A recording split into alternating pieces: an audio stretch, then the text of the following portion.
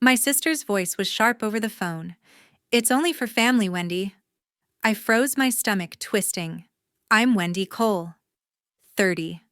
A photographer in Eugene, Oregon, and I'd just learned I wasn't invited to my parents' 30th anniversary party in Portland. My sister's words stung like a slap. Family. Wasn't I family? I'd spent years supporting them, pouring my heart and savings into their lives, only to be excluded from a day meant to celebrate love and unity. But this wasn't just about a party. It was a betrayal that cut deeper than I could have imagined. I hung up my hands, shaking not with tears, but with a fire I hadn't felt before. I wasn't going to beg for a seat at their table. Instead, I made a choice, one that would turn their perfect celebration upside down. A single post from a city across the ocean would unravel their lies, leaving them scrambling to call me, their voices thick with regret. But when they did, my response was colder than they expected. What happened next? Let's just say my decision to walk away changed everything for me, for them, forever. Stick around to hear how one trip and one moment of truth flipped my world and theirs in ways no one saw coming. It was Thursday afternoon. I was editing a photo shoot when my sister Cheryl Morgan called. Her voice, polished from years on the Portland stage, carried that familiar, commanding tone. "Wendy, the anniversary party's this weekend," she said, referring to our parents' 30th celebration. "It's just for family." Mom's swamped with planning, she couldn't call herself. I gripped the phone, stunned. Just for family? I'd spent years holding this family together, and now I was being brushed off like an afterthought. Cheryl, 33, has always been the star of our family. A theater actress, she commanded attention with every performance, her name glowing on marquees. Our parents, especially my mom, Donna Foster, treated her like royalty. Growing up in Eugene, I watched them rearrange their lives for her rehearsals, her auditions, her opening nights, my photography gigs. They were nice, but never worth a family dinner. My dad, Wesley Harris, once called my gallery show a side project even after it sold out. Cheryl's world was center stage. I was just the crew. But I did more than cheer from the sidelines. 2 summers ago, I sent $15,000 to fix our parents' crumbling roof and sagging porch. Mom said, "You're so good to us, Wendy," but it felt like an expectation, not gratitude. Then there was my brother, Zachary Lane, 32, a lawyer in New York.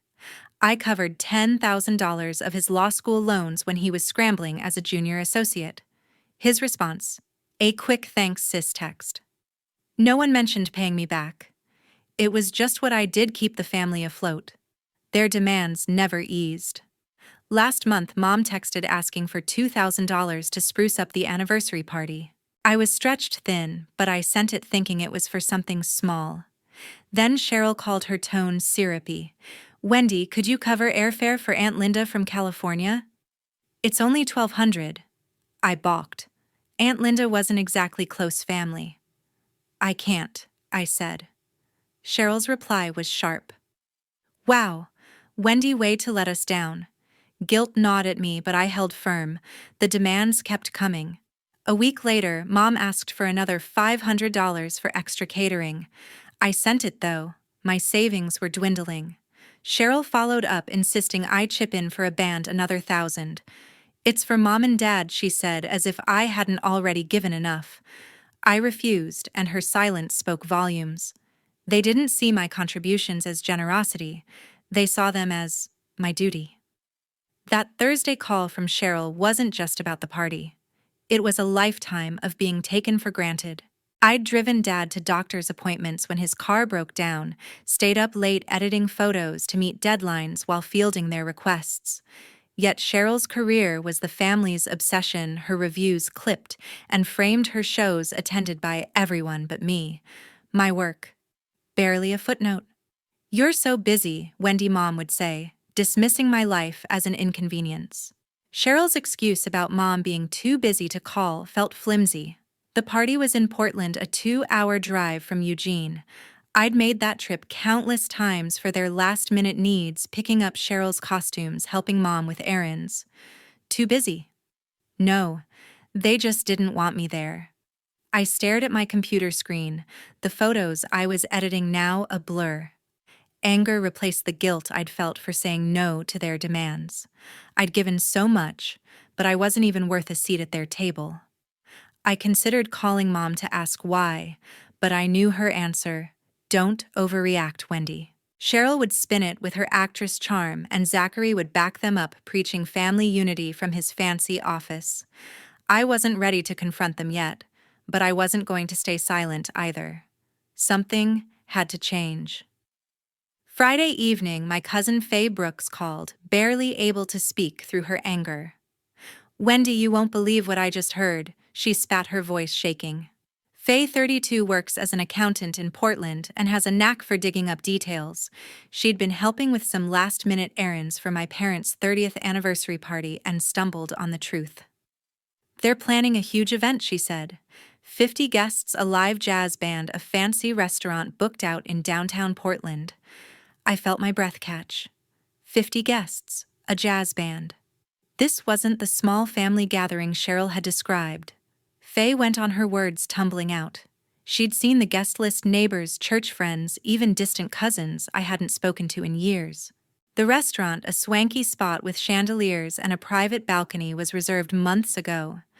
"They're spending thousands," Faye said, "and your name isn't anywhere on the invite list." I gripped my desk, my knuckles white. I'd sent money for this party believing it was a modest celebration. Now it felt like a deliberate exclusion, a slap after years of giving everything to my family. I thanked Faye and hung up, my mind racing. I dialed Cheryl's number, my heart pounding. When she answered, her tone was breezy, as if nothing was wrong. "Hey, Wendy, what's up?" She chirped, her actress charm dialed to 10. I didn't waste time. "Cheryl, Faye told me about the party. 50 guests, a jazz band. Why did you lie about it being just family?" There was a pause, then her voice turned sharp. "Oh, Wendy, don't be so dramatic. It's a special day for Mom and Dad. You're too independent, always off doing your own thing. You wouldn't fit the vibe." The words hit like a punch. Too independent. I'd spent my life bending to their needs, driving across Oregon for their errands, staying up late to meet my own deadlines while handling their requests. "Fit the vibe," I shot back. "I sent thousands for that party, Cheryl. I deserve to be there." She laughed, a short, cutting sound. "You're making this about you as usual. Just let Mom and Dad have their moment." I clenched my jaw, fighting the urge to scream. "You told me it was only family," I said, my voice low. "Was that a lie, too?"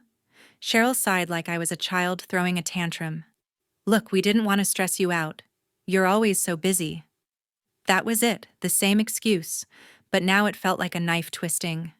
Busy, I'd made time for them my whole life. I ended the call, my hands trembling, not with sadness, but with rage. This wasn't a misunderstanding.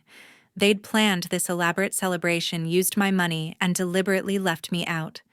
Cheryl's words echoed in my head. You wouldn't fit the vibe. It wasn't just about the party. It was about them seeing me as an outsider, someone who didn't belong in their perfect family picture. I paced my apartment, the weight of their betrayal sinking in. My parents had let Cheryl take the lead, and she'd crafted this lie to keep me away. Even my brother Zachary hadn't said a word, probably nodding along with whatever Cheryl decided. I thought of calling Mom to hear her side. But what would she say? "Don't overreact, Wendy," like always. No, this wasn't about getting answers anymore. It was about what I did next. I'd spent years proving my worth to them through money, time, sacrifices, only to be dismissed as too independent. But that independence was my strength, not a flaw. I wasn't going to beg for their approval or a seat at their table. Instead, I'd show them exactly what I was capable of. I'd take back my power not by arguing, but by living for myself. A plan started forming, one that would shake their world more than they could imagine. Saturday morning, I called Heidi, my best friend who works in travel. After yesterday's call with Cheryl, I was done letting my family define my worth. Heidi picked up on the second ring, her voice bright and steady. "Wendy, what's the plan?"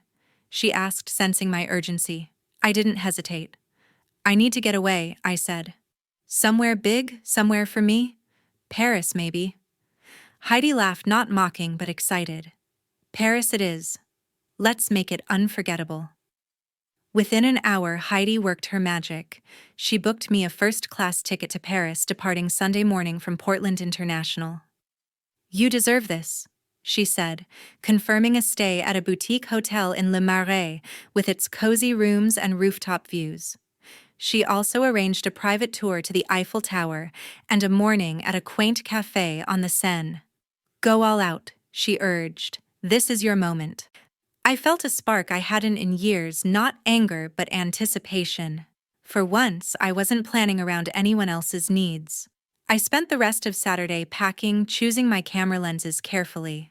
Photography had always been my escape, my way of seeing the world on my terms. This trip wasn't just a getaway. It was a reclaiming of my life. I'd spent years putting my family first, sacrificing time, money, energy. Now I was choosing myself, and Paris was the perfect stage. Sunday morning, I boarded the flight, my heart lighter with every mile. Landing in Paris felt like stepping into a new skin. The city buzzed with possibility, and I was ready to capture it. That afternoon, I stood at the base of the Eiffel Tower, its iron lattice gleaming against a clear sky. I snapped photos, adjusting my aperture to catch the light just right. At a riverside cafe the next morning, I photographed my coffee cup against the backdrop of passing boats, the steam curling in the crisp air. Each shot felt like a declaration I was here living for me. I posted the photos on social media that evening, a simple carousel of the Eiffel Tower's elegance and the cafe's charm. The caption was short, "Chasing joy in Paris." No mention of my family, no hint of the pain they'd caused. I didn't need to air their betrayal to feel free. The post was about my happiness, my choice to embrace life without their approval. I hit share and put my phone down, savoring a glass of wine as the city lights sparkled outside my hotel window. By Monday morning, my post had exploded. Hundreds of likes, comments, shares. Friends, clients, even strangers were chiming in. "Wendy, you're living the dream," one wrote. "Paris looks amazing," said another. I smiled, scrolling through the support. For years, I'd felt invisible, my work overshadowed by my sister's spotlight. Now people saw me not as a daughter or sister, but as a woman carving her own path. The validation wasn't the point. It was the realization that I didn't need my family to feel whole. I thought back to the sacrifices I'd made, time spent on their demands, energy drained by their expectations. Paris was my rebellion, my way of saying I was enough. I walked the cobblestone streets of Le Marais, camera in hand, capturing moments that belonged only to me. A street musician's melody, a couple laughing over croissants, each frame reminded me of the life I could build without their weight. Heidi texted me that evening. "Your post is going viral, girl. Keep shining." I laughed, feeling a warmth I hadn't expected. This trip wasn't about proving anything to my family. It was about proving something to myself. I'd spent too long tying my worth to their approval. Now I was free to create, to explore, to live without their shadows. I didn't know it then, but my post was already rippling beyond my circle. It was reaching people who'd be at that Portland party, people who'd start asking questions. I wasn't thinking about that yet. I was too busy living for the first time in years entirely for myself. Sunday afternoon. In Portland, the anniversary party for my parents was in full swing at a downtown restaurant. 50 guests filled the venue, their laughter mingling with the smooth notes of a live jazz band. Crystal chandeliers cast a warm glow over tables adorned with white linens and floral centerpieces. Waiters glided through the crowd serving hors d'oeuvres and champagne. It was the kind of event Cheryl had orchestrated to perfection, her theater flair evident in every detail. But the mood shifted when my social media post from Paris started making waves. Friends of friends, distant relatives, even church members attending the party saw it pop up on their feeds. The images of me in Paris radiating joy stood in stark contrast to the lies Cheryl had spun about a small family gathering. Whispers spread among the guests. A cousin nudged her husband, showing him her phone. A neighbor leaned over to ask another, "Why isn't Wendy here?" The jazz band played on, but the chatter grew louder, more pointed. Mrs. Janet Ward, a 60-year-old pillar of the church community, was among the guests. Known for her sharp tongue and sharper sense of justice, she cornered my mom Donna near the dessert table. "Donna Foster," she said, her voice cutting through the music. "Why is your daughter in Paris while you're throwing this lavish party without her?" Heads turned. Donna stammered, her face flushing. "Oh, Janet, it's not like that," she said, gripping her champagne flute. "Wendy's so busy with her photography, we didn't want to burden her." Mrs. Ward's eyes narrowed. "Burden her? She's your daughter. You don't exclude family from a day like this." The room felt the ripple. Guests exchanged glances, their conversations now tinged with unease. Faye, my cousin, was there watching it all unfold. She texted me, her messages coming in bursts. "Wendy, your post is everywhere. People are talking. Mrs. Ward just called out your mom in front of everyone." I read the texts in my Paris hotel room, my heart racing. I hadn't meant to cause a scene. My post was about my freedom, not their party. But the truth was out, and it was shifting the air in Portland. Faye's next message hit harder. "It's tense here. Some guests are leaving." The band's upbeat tempo couldn't mask the growing discomfort. A family friend slipped out after murmuring to his wife about family drama. Another guest, a church acquaintance, asked Cheryl why I wasn't invited. Cheryl, ever the performer, tried to laugh it off. "Oh, you know Wendy," she said, tossing her hair. "She's always off on her own adventures." But her smile faltered as more eyes turned her way, skeptical. Mrs. Ward wasn't done. She pulled Donna aside again, her voice low but firm. "I saw Wendy's post," she said. "She's not too busy. She's hurt." "What kind of family leaves out their own?" Donna's eyes darted, searching for an escape. "It was just a mix-up," she insisted, but her words sounded hollow. Guests nearby overheard their murmurs growing. The celebration meant to honor my parents' love was unraveling under the weight of their choices. Faye kept me updated. "Your brother Zachary is trying to smooth things over, but it's not working." Zachary, always the loyal son, told a group of guests. I was fine and just doing her thing. But his defense only fueled the questions. Why hadn't they invited me? Why lie about a small gathering? The party's sparkle dimmed as more people checked their phones, my Paris post now shared across local circles. I sat in my hotel room reading Faye's texts, feeling a strange mix of guilt and vindication. I hadn't planned to disrupt their night, but I wasn't sorry either. For years, I'd been the one smoothing over their messes, funding their needs, swallowing their dismissals. Now my absence was louder than any argument I could have made. The party continued, but Faye said the energy was off. By evening, nearly a dozen guests had left early, their goodbyes curt. Cheryl's perfect production was crumbling, and I was thousands of miles away, living my truth. Monday morning, the calls came one after another. I was in my Paris hotel room, still riding the high of my trip, when my phone lit up with my mom's name. Donna's voice was tight, barely controlled. "Wendy, your post ruined everything," she said. "Guests left the party early because of you. How could you be so thoughtless?" I stared out my window at the Parisian rooftops, my jaw tight. Thoughtless, I'd only shared my joy, not their secrets. "Mom, I didn't mention the party," I said, keeping my tone even. "Maybe people left because they saw the truth." She gasped, then hung up. Next was Cheryl, her voice dripping with accusation. "Wendy, your little stunt turned the party into a disaster," she snapped. "Everyone was whispering about you not being there. You made Mom and Dad look awful." I laughed, sharp and bitter. "I made them look awful. Cheryl, you lied about the party being just family." She ignored that, her tone shifting to a plea. "Just take the post down, okay? For Mom and Dad." The audacity hit me hard. After years of bending to her demands, she thought I'd cave again. Do we even know each other? I asked, my voice cold. You don't get to tell me what to do anymore. There was silence, then a click as she hung up. Zachary called minutes later, his lawyerly calm infuriating. Wendy, you stirred up unnecessary drama, he said. You could have just talked to us. I gripped my phone, picturing him in his New York office, always siding with Cheryl. Talk to you? I shot back. You all lied to me, Zachary. I'm done playing the dutiful sister. He sighed like I was a client he had to placate. You're blowing this out of proportion, he said.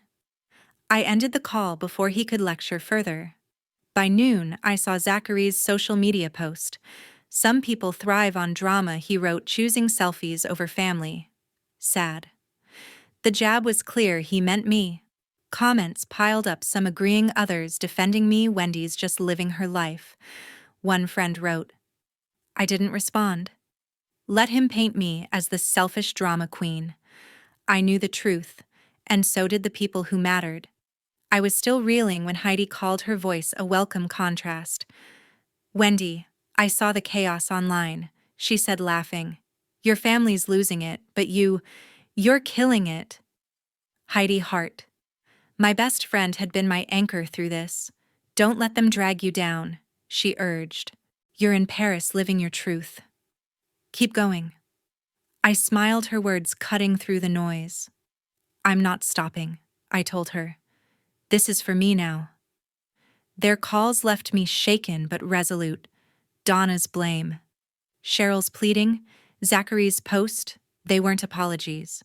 They were attempts to pull me back into their orbit, to make me feel small so they could feel justified. But I wasn't the one who'd lied or excluded. I'd spent years giving them everything, time, money, loyalty, only to be dismissed when it suited them. Now they were scrambling because my happiness exposed their choices. I thought about Cheryl's plea to remove the post. She wasn't sorry. She just wanted the whispers to stop. Donna's accusation stung, but it wasn't new. Blaming me was easier than facing their own actions. And Zachary. His post was just another way to protect the family image, to make me the villain. But I wasn't playing that role anymore. Heidi's words echoed. Keep going. She was right. I didn't need their approval to live my life. Paris was my reset, a reminder that my worth wasn't tied to their expectations. I opened my laptop, scrolling through the comments on my post. Friends, colleagues, even strangers were cheering me on. Their support felt like a shield against my family's accusations. I wasn't going to take the post down. It wasn't about revenge, it was about owning my story. For the first time, I saw how much I'd let their demands shape me. No more. I'd keep living, keep creating, keep choosing myself. Their anger was their problem, not mine. A week later, the consequences were clear. Back in Portland, the fallout from my parents' anniversary party had rippled beyond the night itself, catching my family in its wake. I was still in Paris, wrapping up my trip, when Faye texted me with the latest. Cheryl had lost a major role in a regional theater production. The director, a friend of a church member who'd been at the party, had heard about her role in excluding me. Word travels fast, Faye wrote. They thought she was untrustworthy for pulling that stunt. Cheryl's reputation, built on years of glowing reviews, took a hit. She'd always been the star, but now her actions were dimming her spotlight. Zachary wasn't faring much better. His social media post calling me a selfish drama queen had backfired spectacularly. A colleague at his New York law firm saw it and flagged it to their HR department, citing unprofessional conduct. Faye heard from a mutual friend that Zachary was called into a meeting with his boss. They warned him about damaging the firm's image, Faye texted. He was up for a promotion, but that's gone now. I could picture Zachary in his polished suit, scrambling to explain himself. His attempt to paint me as the villain had cost him more than he'd expected. Back in Eugene, my parents, Donna and Wesley, were feeling the sting too. Their church group, usually a tight-knit circle, had started pulling away. Mrs. Janet Ward, the outspoken church member who'd confronted Donna at the party, wasn't letting it go. She'd shared the story with others, framing it as a betrayal of family values. At their weekly potluck, Faye said several members skipped Donna and Wesley's table, offering only curt nods. One friend, a longtime choir member, told Donna directly, "You should have invited Wendy. It wasn't right." Donna tried to brush it off with a smile, but Faye said her hands shook as she served pie. I was editing photos from my Paris trip when Donna called, her voice softer than before. "Wendy, can we talk?" she asked. "Maybe you could come home and we could sort this out as a family." I stared at my laptop, the Eiffel Tower glowing on the screen. Sort it out. They hadn't apologized, hadn't acknowledged the lies or the years I'd been sidelined. "Mom, I'm not ready," I said, my tone firm but calm. "I need to focus on my life right now." She paused, then said, "We just want things to go back to normal." Normal for them meant me falling back in line, giving without question. I ended the call feeling lighter than I expected. I turned my attention to my photography career, the one constant that had always been mine. My Paris post had caught the eye of a local gallery owner who emailed me about a potential exhibit. I spent hours curating my portfolio, selecting shots that captured not just Paris, but my newfound sense of self. Each image, streetlights reflecting on cobblestones, a child chasing pigeons, was a step toward building a life that didn't revolve around my family's approval. Faye kept me updated on the fallout. Cheryl had called her furious, blaming me for her lost role. "She thinks you planned this," Faye texted. I hadn't. My post was about my joy, not their ruin. But I couldn't deny the satisfaction of watching their actions catch up with them. Zachary, too, was quieter now, his social media silent after the firm's warning. Donna and Wesley faced whispers at every church event, their standing fraying with each cold shoulder. I thought about what normal had meant for so long, me giving them, taking my worth measured by their needs. That wasn't a family. It was a transaction. I wasn't angry anymore, just clear. I didn't need their validation to thrive. My camera, my vision, my choices, they were enough. The gallery exhibit was a chance to show the world who I was, not as their daughter or sister, but as Wendy the artist. As I worked, I felt a quiet strength. Cheryl's lost role, Zachary's stalled career, my parents' social exile. They weren't my doing, but they were consequences of their choices. I'd spent years carrying their weight. Now I was carrying my own dreams, and they felt lighter than ever. 2 months later, I was thriving. Back in Portland, I'd signed a contract with an international travel magazine, a dream I'd tucked away for years. They wanted a series of photo essays on European cities, starting with my Paris shots. The editor had seen my work online and called it vibrant, soulful, uniquely human. I spent days in my studio planning trips to Rome and Lisbon, my camera ready to capture new stories. Each click of the shutter felt like a step into a life I'd built myself, free from the shadows of my family's expectations. I'd cut off all contact with Donna, Wesley, Cheryl, and Zachary. Their calls and messages, pleas, excuses, accusations went unanswered. Donna sent a long text begging for a family meeting to fix things. I read it, then archived it. Wesley left a voicemail, his voice heavy. "Wendy, we're still family." I deleted it. Cheryl tried emailing, her tone a mix of charm and desperation, asking me to move past this. I didn't reply. Zachary silent since his failed social media jab sent nothing. I blocked their numbers, not out of anger, but clarity.